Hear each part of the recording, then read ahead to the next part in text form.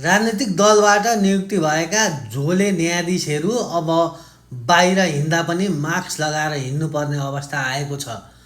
किनभने उनीहरूले राजनीतिक पार्टीले जे भन्छ त्यही निर्णय गर्ने भएका कारण बाहिर हिँड्दा जनताले उनीहरूलाई कालो मोसो दल्ने, चारपाटा मोड्ने, जुत्ताको माला लगाउने र चार गाउँ लखट्ने भएका छन्।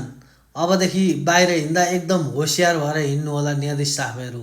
तपाईहरू आफ्नो तरिकाले प्रमाणसहित निर्णय गर्नुभयो भने राम्रो हुन्छ।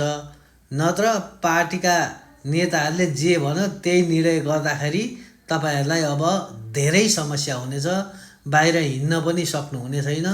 जनताले जहाँ भेट्यो त्यहीँ ठोको अभियान ल्याएका छन्। त्यही भएर तपाईहरू एकदम स्वतन्त्र हुनुहोला। न्यायपालिका स्वतन्त्र हुनुपर्छ, नत्र भने देश काम लाग्दैन। त्यही भएर तपाईहरू नेताको चम्चागिरी गरेर नबस्नुहोला।